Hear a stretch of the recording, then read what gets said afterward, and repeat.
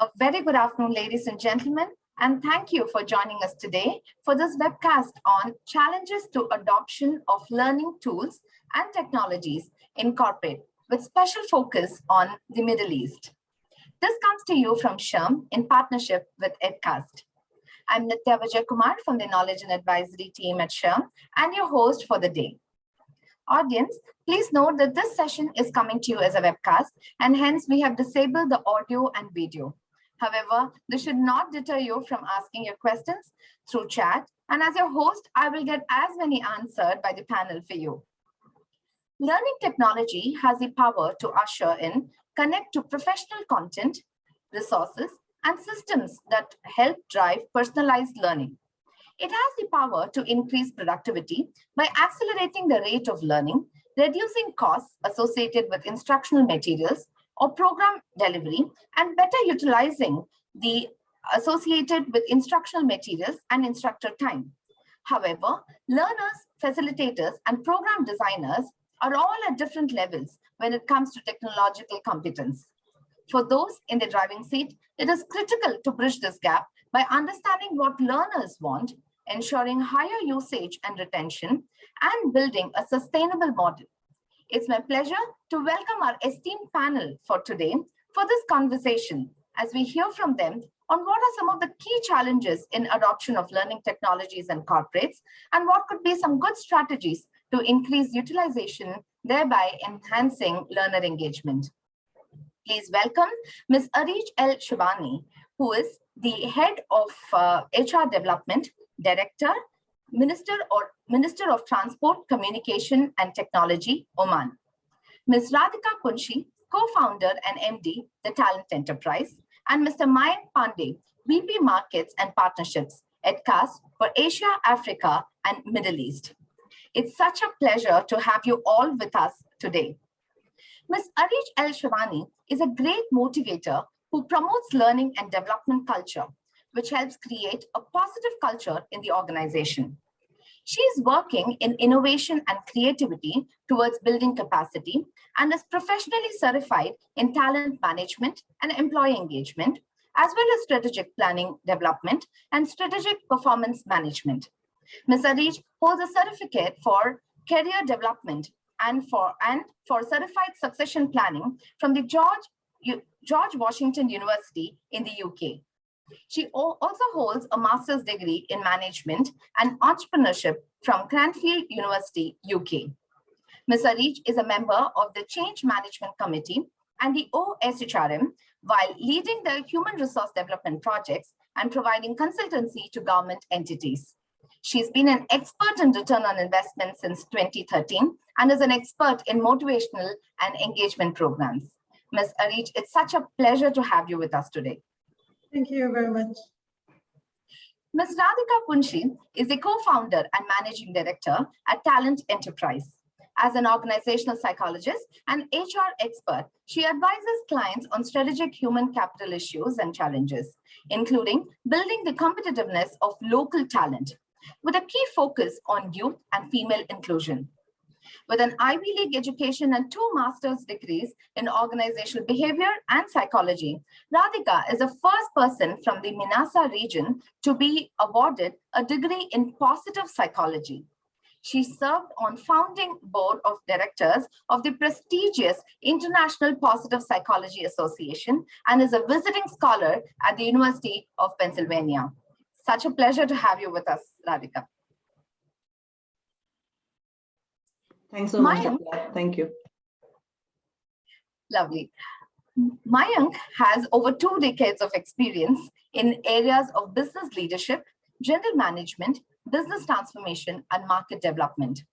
Mayank has worked extensively across industries and multiple geographies in key markets such as US, UK, Middle East, and Asia Pacific. He is partnered with promoter-led companies, public sector enterprise, and government entities to drive growth and sustainability reforms. His areas of expertise have spanned across change blueprint development, family business transformation, operational model design, and leadership. His strengths lie in architecting solutions, building partnerships, strategic sales, market development, and complex project management. Such a pleasure to have you join us, Mayank. Thank you. Thank you. Lovely to be here. Wonderful. And with that, a very warm welcome once again to the audience who have tuned in to us today. So, Mayank, let me start with you by asking on how is technology driving the learning agenda in organizations? Well, Nitya, with what's happened in the world in the last 2 years, I think organizations, not just in the Middle East, but around the world, are left with no choice but to work to build a more capable, agile, and tomorrow's workforce. In that intent, I think technology plays a key role. And there are 5 elements in which technology serves the purpose, right? Number one, it creates an opportunity for organizations to learn and create internal capabilities that serve their requirements in the future. 2, it creates the ability to build access and choice for all individuals in the organization in order to enhance their own sense of security and well-being through learning. 3rd, from an organizational context, again, it helps you build a direct link between, what learning efforts do you need to undertake in order to build what kind of capability in order to drive what kind of outcomes. 4th, it provides you the ability to manage data in terms of in-process and end outcome metrics that then therefore are able to ascertain how well you are doing in your learning efforts and what kind of outcomes are you creating. And 5, because of this data, I guess, it enhances the speed of decision making. Thank you, Mayank. That was very beautifully put for us.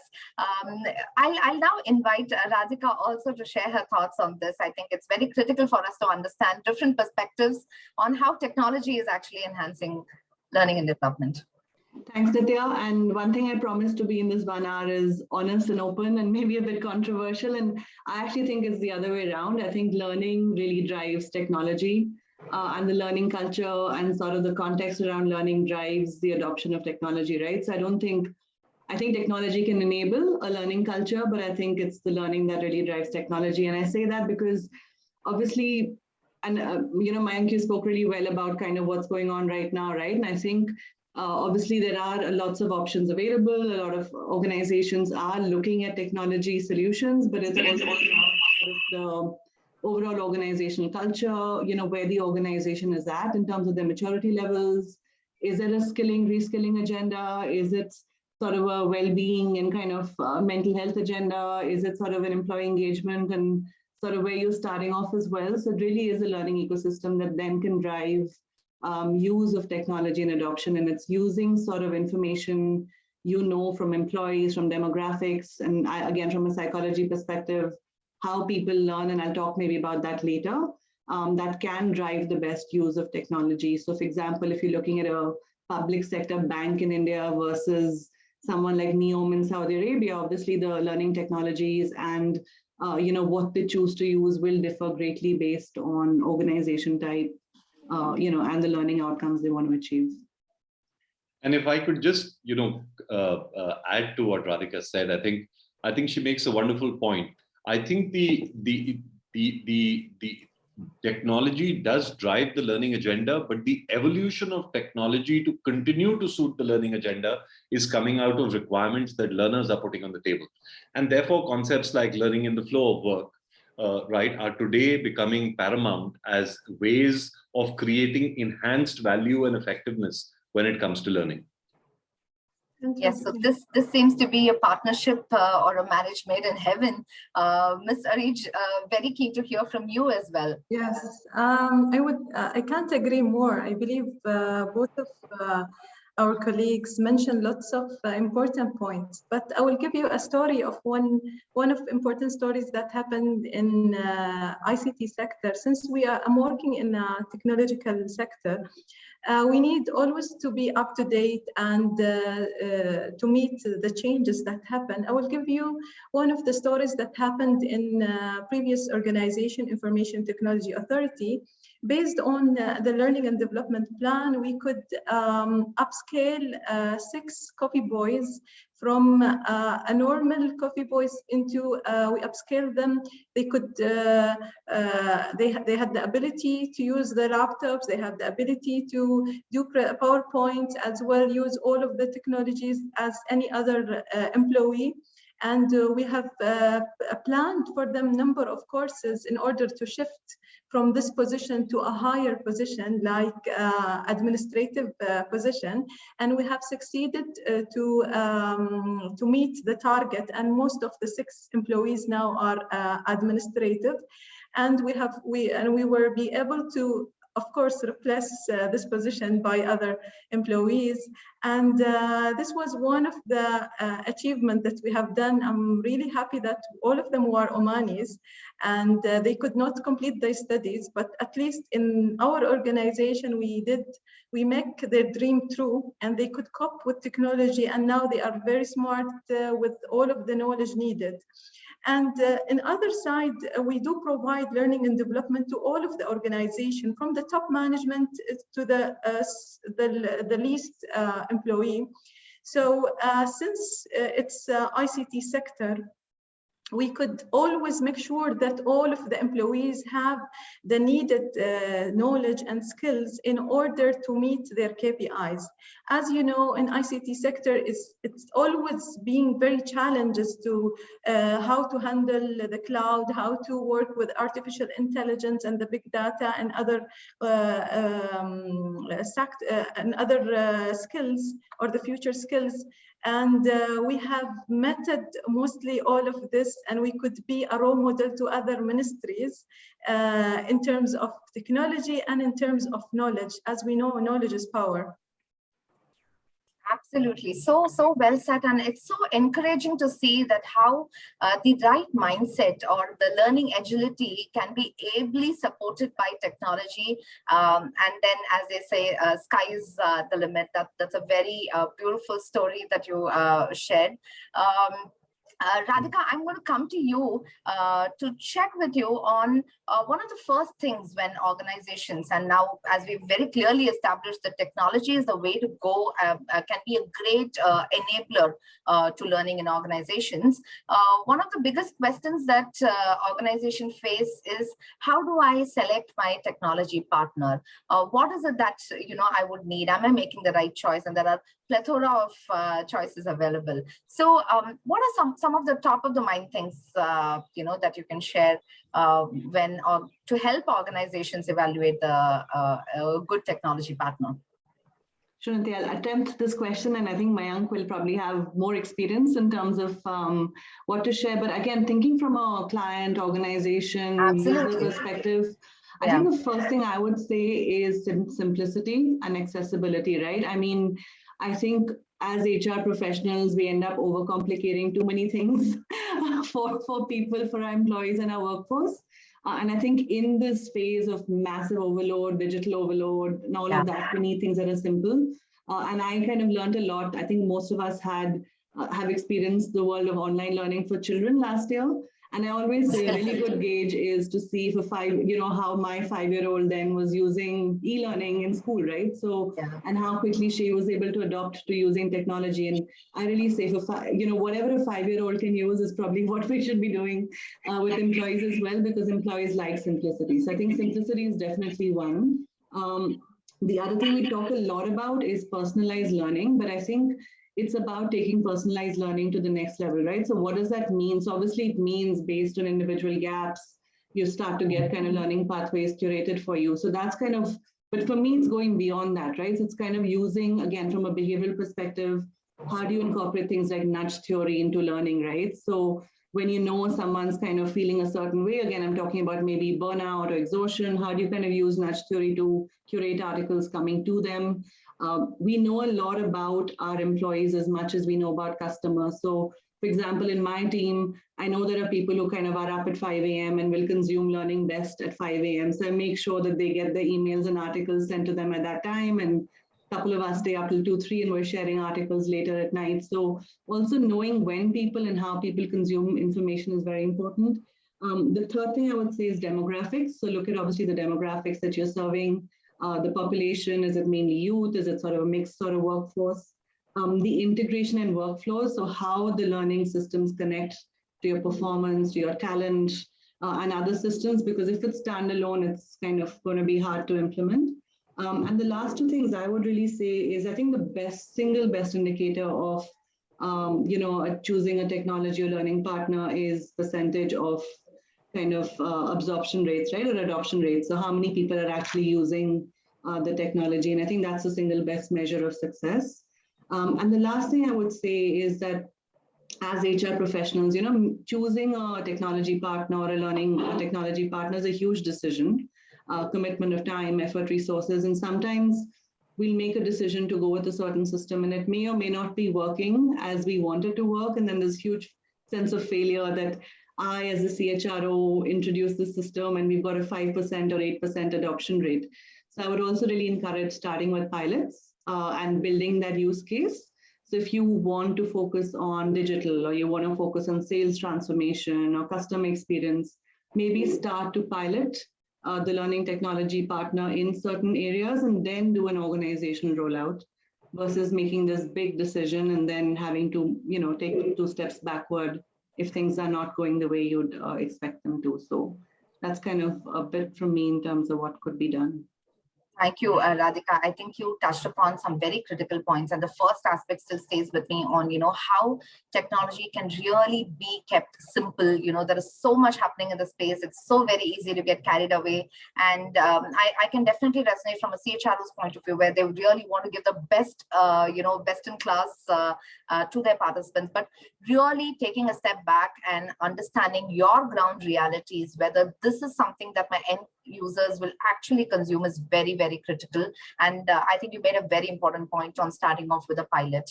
That's to build a great use case. Let me jump to Mayank to understand his viewpoints on this.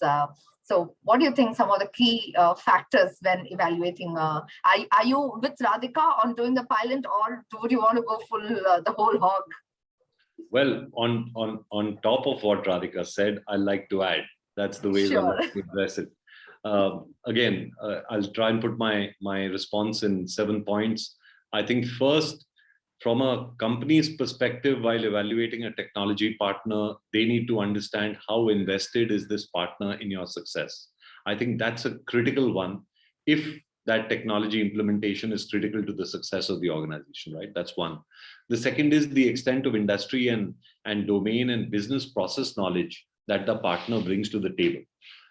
Because clearly at the point of implementation of technology, the client has lesser clarity on the way forward and therefore relies on the partner. Third, the existence of a structured methodology and clear success metrics to even guide things like the POC in order to show quantified success measures as outcomes at the end of the POC. Fourth, the kind of resources, mix, width, depth that the partner brings to the table, because that again provides the reassurance to the partner that he's in the right hands, to the client that he's in the right hands. 5, all the support paraphernalia in terms of tools, templates, accelerators that the partner brings to the table in order to drive the agenda of technology adoption. 4th or 6th, basics like program management, problem solving, ability to turn things around quickly, raise red flags is an important component. And 7th, I think, is the product vision. Technology has the sense to outlive its utility very quickly unless it evolves with the ways the market, i.e. the organization and learners, expect it to evolve. And therefore, product architects almost require to envision the future of a product, not just in a short term, but in a medium term. I won't call it long term. And if you are able to show a client that vision into the future, it helps the client understand his own future direction in the context of technology. I completely resonate with you too, Mayank, because one of the key challenges many organizations have is they're not able to really envisage what this space of technology can actually do for them. While they may have a requirement in place, while they may have an end outcome, but there could be multiple ways to reach out. And that's where it's very critical to partner with the, to strike that right partnership who has the capability, and as you so rightly put, shares your end vision, shares your, end objective, and walks along the path with you. So that's for all of you looking for technology partners and to move this to the next level. I'm moving to Ms. Areej now.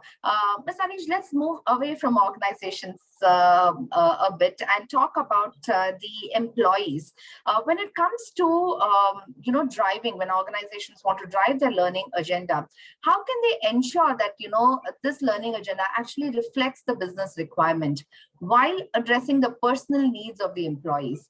So we are kind of caught between the strategic requirements of an organization and addressing the personalized needs of the employees. So what are your thoughts around this? Starting with people, it's the most important asset in the organization. I believe that we need to make sure that we listen to the employees. We have a proper channels of communication through emails, through blogs, through meetings.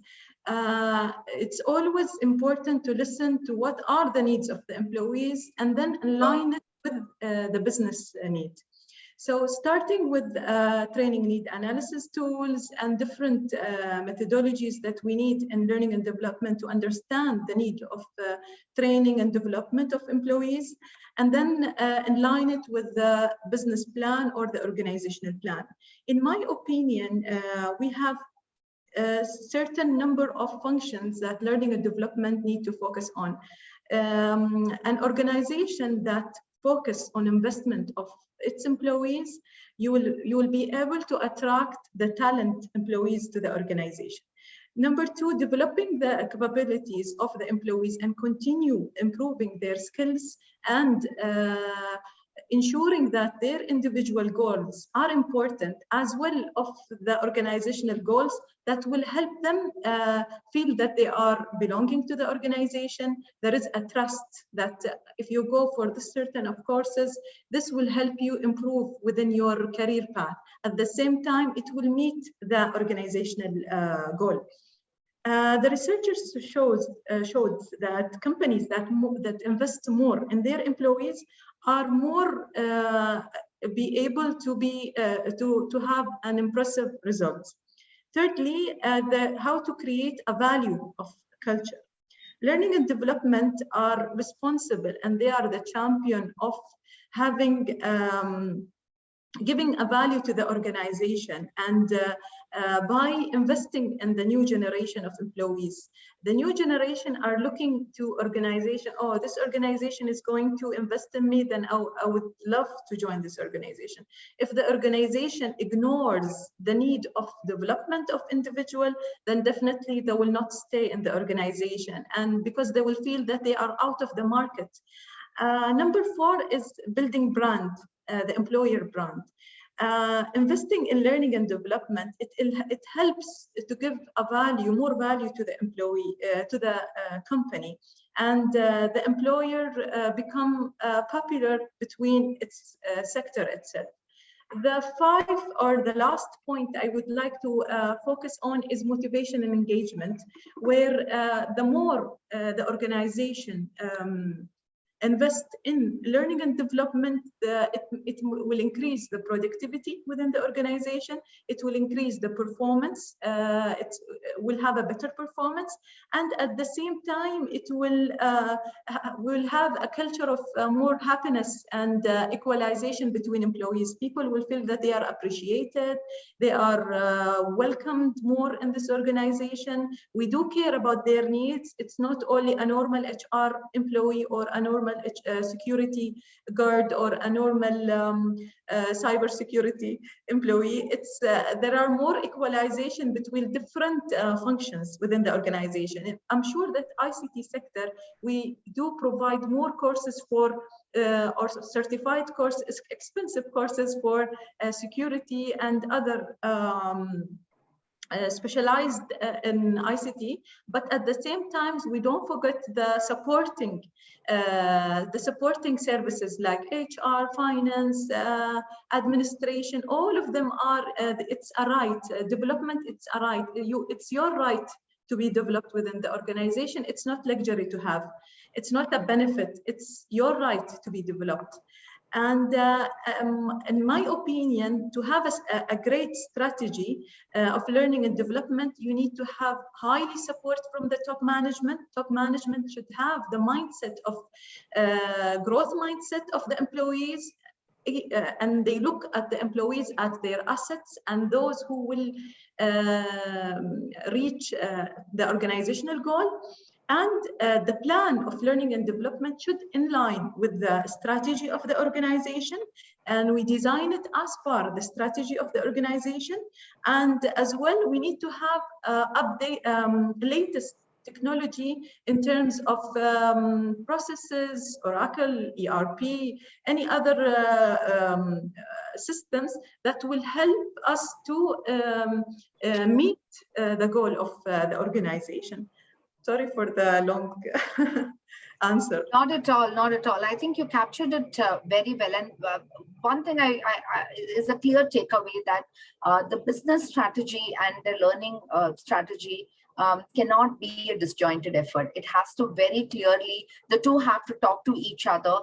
And I think one key takeaway for me from what you just said is that communicate more clearly to the employees while driving this learning agenda. On show them the path on, what is it in this for me, what is it in this for the employee, how can adopting this actually help you and help you advance in your own career. And that is the key value proposition that organizations have to convey to the employees while devising their learning strategy and while communicating it to them as well.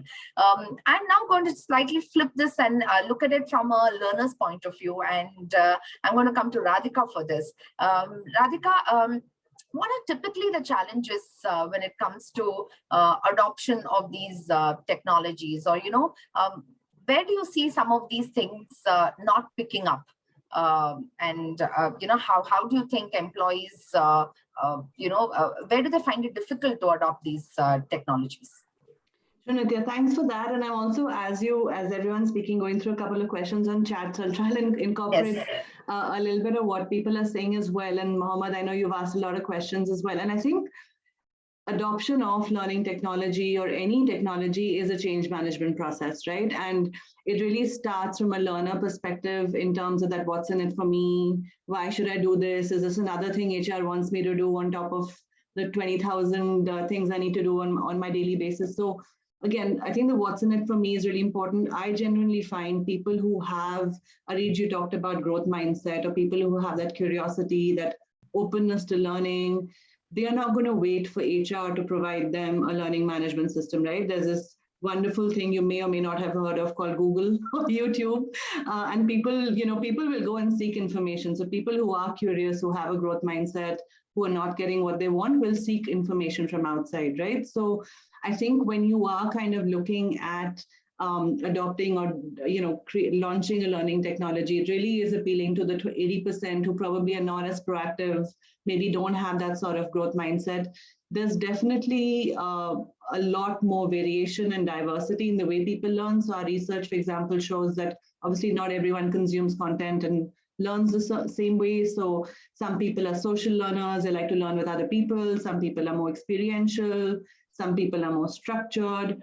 So depending on the kind of learning styles and learning preferences, the technology should cater for those various delivery methods as well, because not everyone learns the same way. And again, I'm talking about mental health, right? So if people are, especially now at this crazy webinars, calls, you're constantly on kind of digital platforms. So how do you kind of continue to learn? Like for me now, and I think for many people on the call, it's actually moving away from being online all the time and reading a book or, learning in a different way. So how do technology companies get that balance right between making it engaging and people want to spend time even outside work hours on a digital mode again?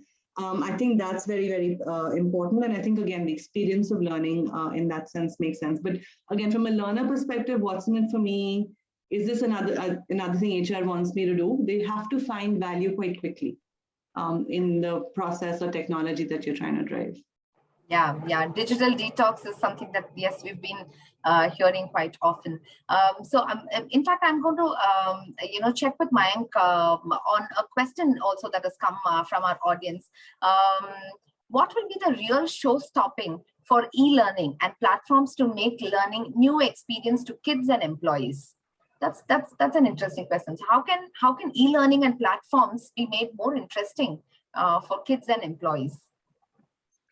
Well, through a couple of things, right? I mean, if you think of it, if the platform is solving a problem, like Radhika was saying, and addressing the question of what's in it for me, that's one element that creates the ability to create higher engagement and adoption. That is one element. If a learner is finding that there is one place where I can go to learn, which is at the back end configured and integrated with all other things to do with learning inside my organization, it improves the chances of an employee coming there to learn. Thirdly, if he's finding content which is coming in from aggregated or multi-aggregated sources in a ways that they satisfy or align to his personal learning goals, he will tend to consume more. If the system is actually conditioned to understand the learning style and the learning persona, and thereby feed that kind of content in that format, there is a greater chance for success.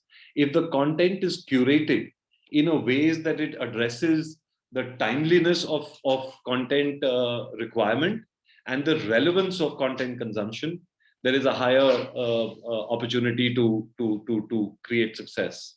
And if then on top of that, you add all the gamification tools to create stickiness with the organization or with the learning process, it improves your chances. On top of that, you add a layer of incentivization, and that then makes learning fun and engaging.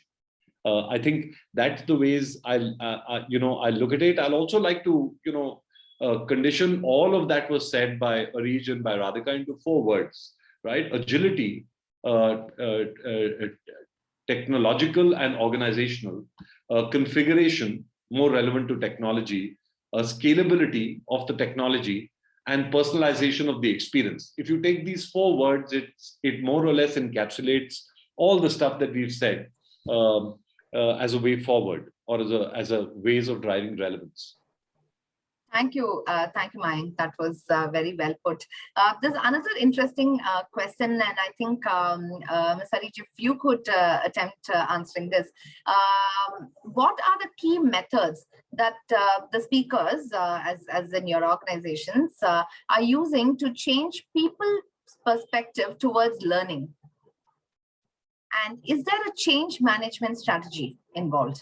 So he wants to know, what are you doing to change people's perspective towards learning? Starting with that learning it's a must for everyone. It's not nice to have. And having people with a different mindset, like as Radhika mentioned before, that some of the employees they have been through lots of training, and it's not really becoming a need, since lots of programs online and that. And at the same time, there are on the opposite side, we have people who don't really have a growth mindset, and they don't really want to learn because they feel it's not important, and why should they learn? So in order to adapt to the changes and you have the ability to influence other employees to learn, it's always we use motivational style in order to inspire them to learn. In MTC IT, currently we do have different motivational schemes for people to learn. I know it's something which is really maybe other people will see it and know why do you have motivational in order to let other people to learn? But it's a good way to encourage other employees to attend a certain number of courses, either specialized courses or certified courses, such as a superstar motivation program. We have it internally that encourage people to attend number of courses, and when you reach to a certain of milestone, you will be compensated. And this program helps us to maintain our online programs in COVID-19, since most of the people were at home and they were used to work in physical, and they don't really like to work online. So we used this motivational program in order to encourage employees to learn.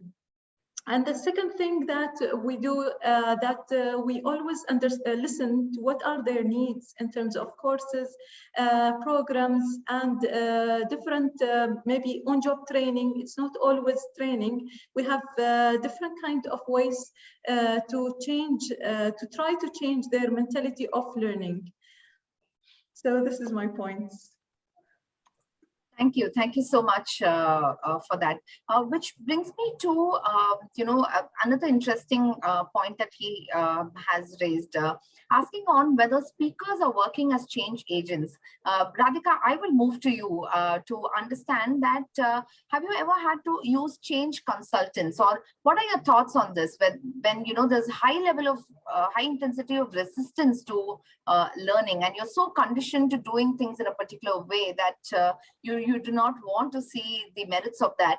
How can we act as change agents? One, and what are your thoughts on using change consultants for this?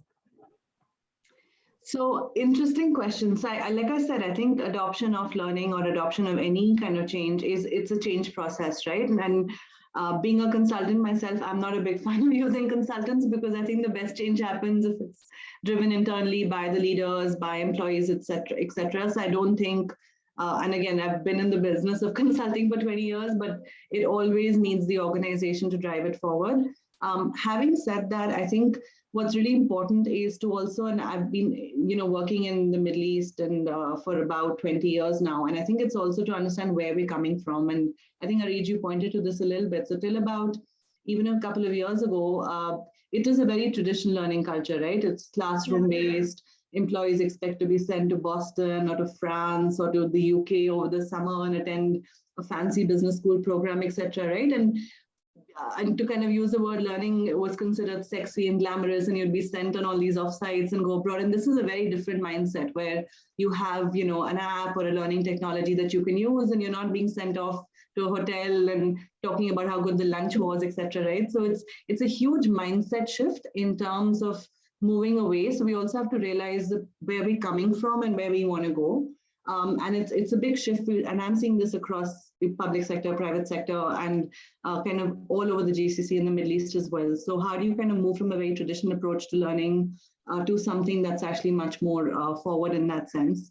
So it is a change process from what expectations people have around learning. It's a change process, again, from the adoption and use of technology in general, not just adoption and use of technology in learning. And the third thing, again, I'd say is the relevance from skills, right? Because one thing everyone's talking about now is future of work, future skills, upskilling, reskilling. But I think employees have started to realize that that's something they need to invest in on their own, because they will feel outdated. So a lot of the work we do, for example, is in the area of talent assessment, right? So you really work with individuals and teams to identify where the gaps are, because a lot of people do live in denial. They don't think they need to learn. So the assessments really help kind of build that awareness that there are areas that I can work on, and also things I'm good at that I should continue to invest in. And then the learning is a beautiful sort of workflow or a flow from identifying those skill gaps. And that many times can be the starting point. Actually, the starting point is identifying where the workforce needs are and what sort of the future skill requirements are for that organization. Then you assess and identify what the requirements and gaps are. And then the learning can really curate those learning journeys for people. Absolutely. So while that's so true from an organizational perspective, and they're trying to design things at scale, but at an individual level also, I think there are many of these talent assessments that you spoke about, which are available for one to evaluate their own, space and capability where they are. And more and more, it's being clearly established that, learning agility is the only way to go up, and investment in your career is only through learning and acquiring those skills. It could be the current skills or future skills, which in fact brings me to my next question, where we asked on how can I know as a job seeker that this organization is a learning organization and will invest on enhancing my capabilities. So Mayank, would you want to take a shot at that? Well, multiple ways, right? I mean, if an organization is a learning organization, there are certain inherent characteristics of that organization, right? For example, over a period of time, you will see that the ability of this entity to be able to create, acquire, and transfer knowledge is reflected in every product and every process that they run. It is reflected in every individual who works in the organization. And it is also therefore reflected in the success of the organization itself. And therefore, every cultural context, every system, every process, every policy is geared towards reflecting this intent. When you get into a conversation with an employee or with a leader, if you are a job seeker, this orientation is very easy to spot. And that essentially creates the competitive differentiation between one versus another. And I mean, without getting into technicals of what kind of technologies do you adopt, what is the engagement on your platform, are you, curating content, who do you buy content from? You don't require that level of a conversation to be able to gauge these elements, right? Yeah, well said. And one other thought which is coming in from Mr. Frank says that, L&D practitioners should also have a growth mindset in bringing to the table learning solutions that take place in the workplace using the 70-20-10 model. And this has been a model which has been used for quite some time, I would think, where there's of course learning, and there is application of learning, and how this entire model can be brought back to the workplace, in the quickest or the shortest time which will possible. All right. So there is this question on. Sorry, can I just comment on that? Hi, Frank. Yes, it's please. Good to see you. Good to see you on the call. Thank you for joining. I know Frank, so I'm just kind of saying a personal hello to him. In terms of just growth mindset and all of these things, right? So we've actually been tracking people's growth mindset and stuff for a very long time. So again, in the Middle East, sort of the average level of growth mindset is about 36%. So only about 36% of people actually have a high growth mindset. And if you look at high potential employees, it's actually about 72%. So there's a big difference in terms of, and the other thing to say in terms of some data is we talk a lot about openness to learning, learning agility, curiosity. Youth, interestingly, under 25s actually has some of the lowest levels of curiosity and openness to learning in the region. So we can't take it for given, and especially the role of the manager, as always, becomes really important, because the 70-20-10 culture is not driven by HR to some extent, but it's really facilitated by managers on the job who are kind of having conversations around learning and career development outside of sort of operational, here's what I need you to do. So I think some of the companies have really started to look at growth mindset and curiosity in managers and how they can kind of learn, mentor, coach employees, because the 70-20-10 is really operationalized at that level. Although HR does play a role, and you've heard all sorts of things, not 60-20-20, and you'll keep hearing these kind of things, but it's obvious that on-the-job learning, that on-the-job mentoring and coaching you get is probably the best way to learn, but it has to be facilitated by tools such as kind of upskilling, reskilling, that you can also learn in real time. Very, very interesting to hear that, Radhika. And I'm kind of curious also to understand a bit more on these curiosity managers that you spoke about. So can you share some examples on how this is really working on field? So what do these managers actually do? I mean, how do you feed someone's curiosity if it's not coming from within? I mean, again, I think the first step to everything is self-awareness, right? So when we tell managers, oh man, your growth mindset is like 20% or 30%, they'll obviously be defensive. And then you start to go into the underlying assumptions of, do they believe people can change? Do they believe people can actually develop capabilities, or do they have that fixed mindset that this person is who they are? And Areej gave that great example of, 6 people who really upskilled and could change. But it really goes down to your fundamental assumption about whether you feel people can learn, change, and develop. And that is very much cascaded in how leaders or managers would manage their teams and build that learning ecosystem, right?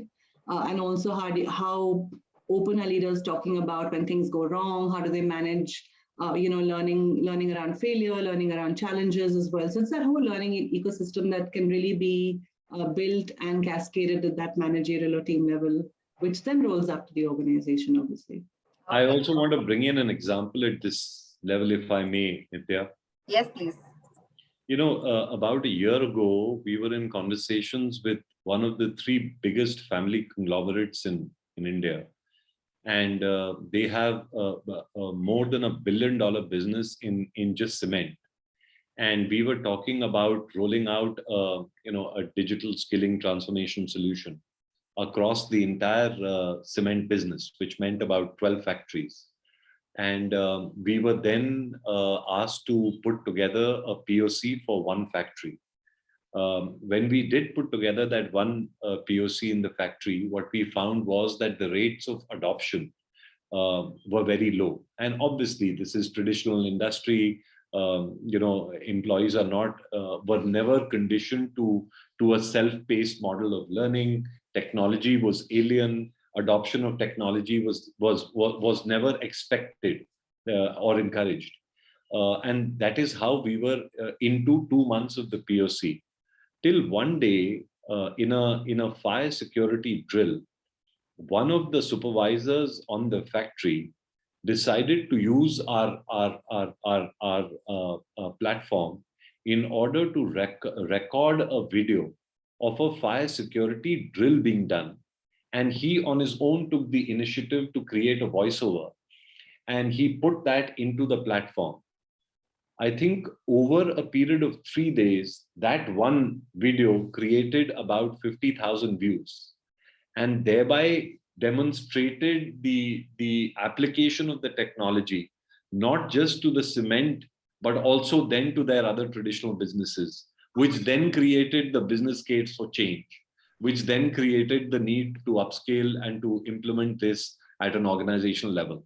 So, the growth mindset, the context of technology and its need at a particular point in time, when it all comes together, fires the biggest rocket or fires the biggest fire in order to create futuristic success from an engagement and adoption.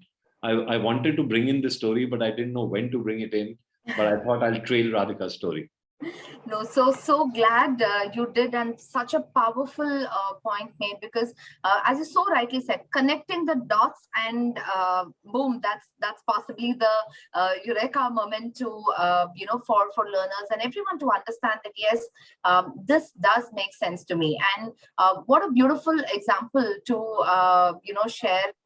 For us to understand that how technology can be an enabler, while the concept is so personalized, technology has enabled this to reach to the masses in this case. Thank you so much, Mayank. Add to what Mayank said, right? And I think EdCast, being quite familiar with the platform, does this amazing job of learning in the flow of work, right? So it's not just external learning, it's about sort of curating internal learning.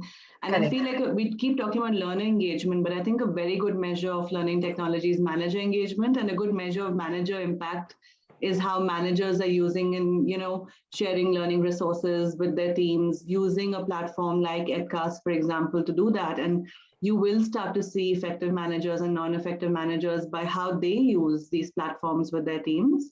And a lot of, I know what EdCast does is you can create your own content, you can share your own content. So it's not always about external content. It's really about building that content in the flow work. And I think is probably, someone asked a question about ROI of learning. And I think going beyond learner engagement, it's actually about looking at the profile of each manager and seeing what they're doing with the tools and systems and facilities available to them as well. Absolutely, absolutely.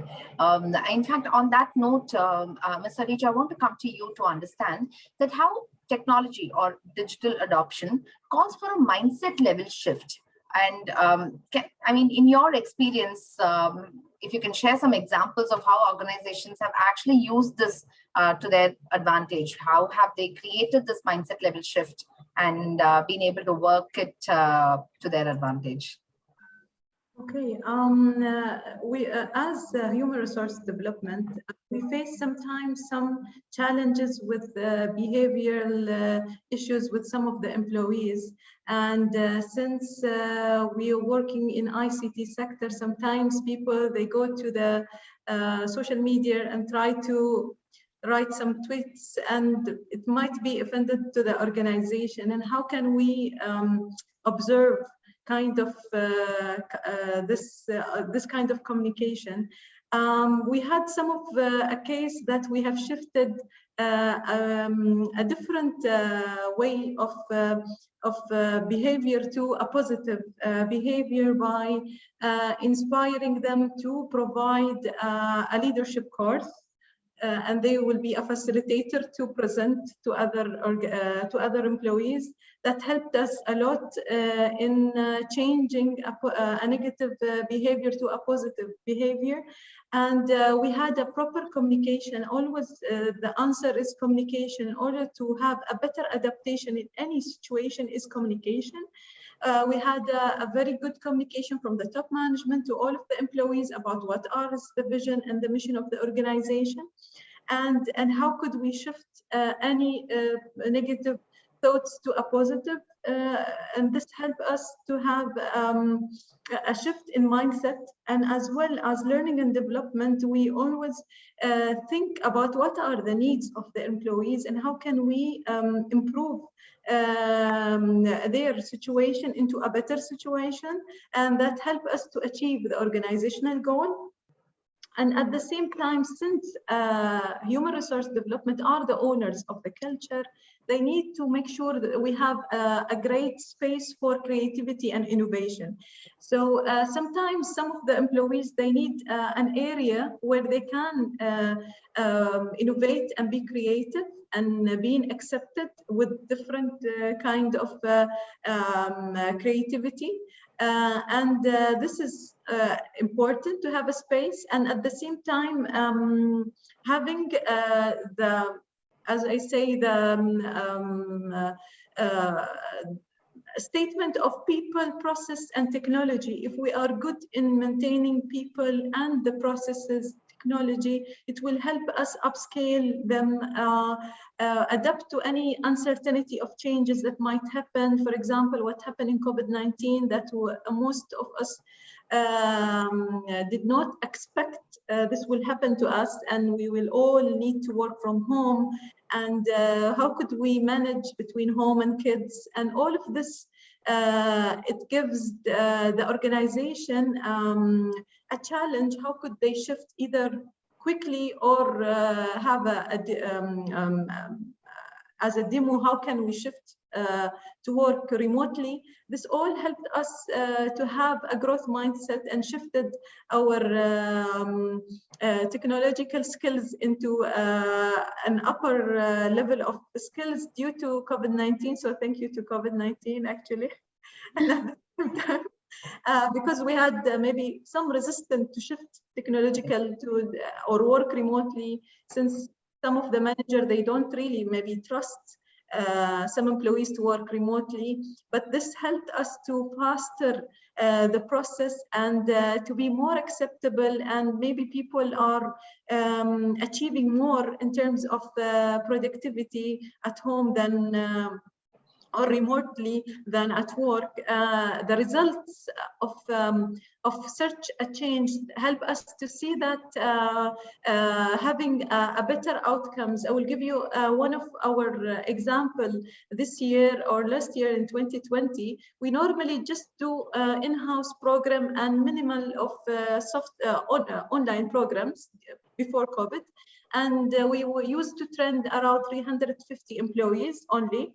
And this year and last year, we have achieved like 7,000 programs in-house, and as well opened to different, due to COVID, a lot of organizations provided free courses, webinars, and it became more familiar than before.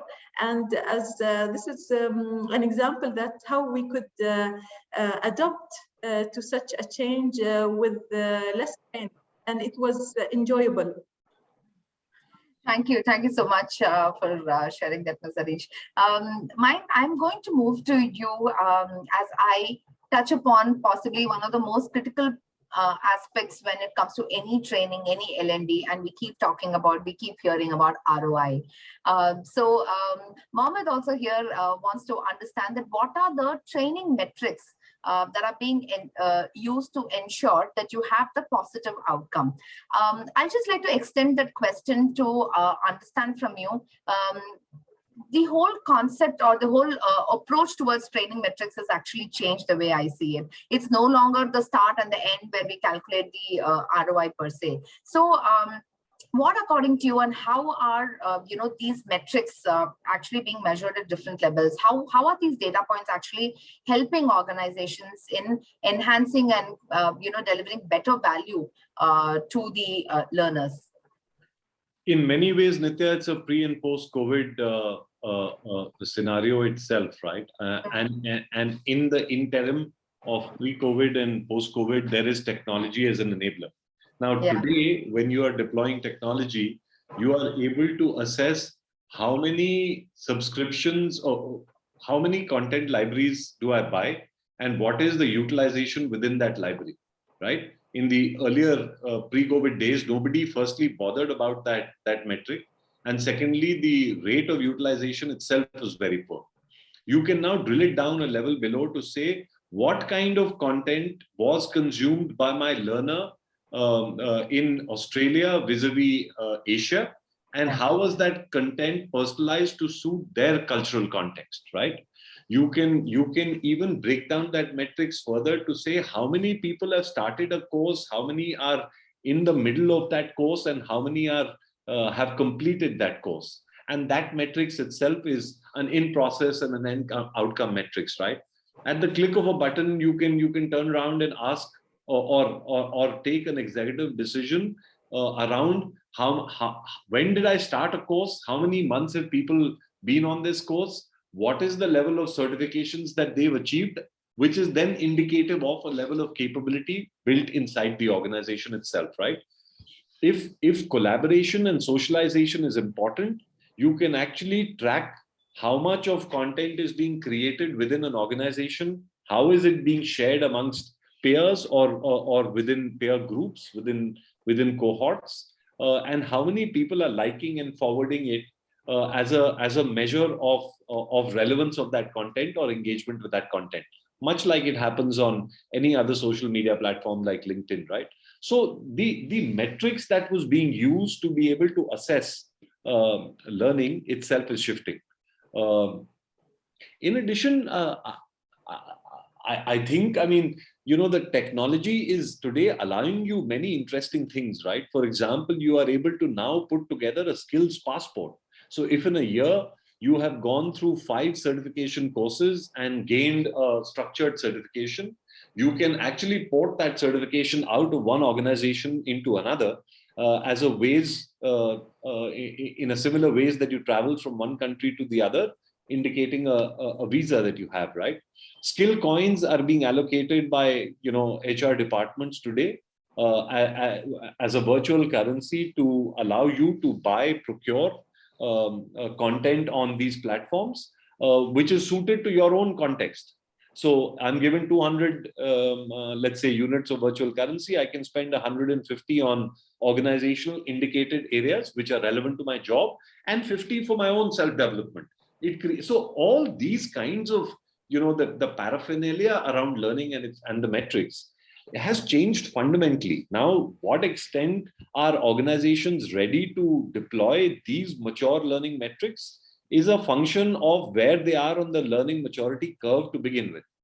And it is also a function of how much of technology and the integration across learning technology systems that has been achieved, which can drive a particular functionality. So it is still early days, But I think as a whole, we are moving in that direction.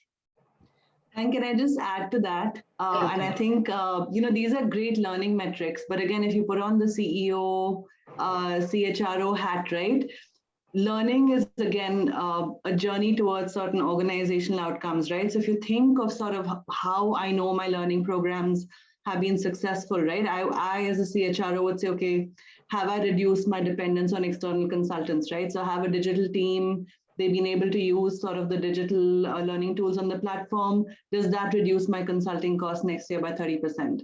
So have I been able to do that? Or if you think of it from a talent agenda, right? Like, are you able to, what's the kind of build versus buy ratio in critical roles that you've been able to do? So if organizations have been able to adopt learning technologies well, and they've been able to use all the great things Mayank's talking about, over time, you should be kind of having more internal build pipeline versus a buy pipeline. Or when you're going through a restructure, what's sort of the ratio of people who've been able to upskill and redeployed into new roles versus people you've had to lay off or let go because of the fact that they did not have the skills needed. So I think the learning metrics Mayank was talking about are great from a learning, CLO learning perspective, but I think when you're starting to look at organizational impact, it's things like this, right? Because the learning is also a means to ends like I was talking about. And great point, Radhika. I mean, if I could just substantiate what you've just said with two other examples, right? We are working with a global bank headquartered out of Australia, where they were spending about $40 million on content purchase around the world, but were buying content independently from different content providers in every geography. Just having the technology to create a single window through which to feed all the content in, and then use the economic model to be able to leverage and push prices down, help them shave the top line of spend from 40 million to about 24 million. So that's one example. There are other examples of a financial services company who moved their entire onboarding process online. And thereby shaved about 2.5 crores vis-a-vis their previous model of onboarding, which was more classroom and face-to-face based, and brought down the onboarding times from 8.5 weeks to about 2.5 weeks. So there are all kinds of metrics available. I'm saying that the metrics is not the important, the direction in which we are headed, and then the focus on metrics which are conditioned and mirrored to the learning journey itself are indicative that we are in the right direction. I think that was the point I was trying to make. Thank you so much for that, Mayank. I think as we draw close to this session, very quickly summarizing what is very, very critical as I hear from all of you is one, to very clearly understand what the business agenda is. What is it that you want to as an organization drive? And on the other hand, what is it that your learners really want? What is it that your employees really want? How do they want to learn? And what are some of the things, and how is it that you can facilitate that? So when trying to understand learning technology or partnering with an organization, it is critical to start from the business point of view. And when I say business, I think your learners are a part of that objective, that agenda. So as Mayank also pointed out, when you start off from what are your critical challenges or your pain points, and work around how technology can actually support you in creating an ecosystem that can help you deriving the kind of metrics that you want to, that will be the true success of any learning strategy, any learning agenda that you may want to drive in the organization. Thank you very much, Ms. Areej, Ms. Radhika, and Mr. Mayank for joining us today. It was such an interesting, discussion. Thank you so much for so candidly sharing some of your experiences. And thank you very much. A big shout out to all the audience for pouring in with your questions. It really made this session very engaging. I hope we've been able to answer all your questions.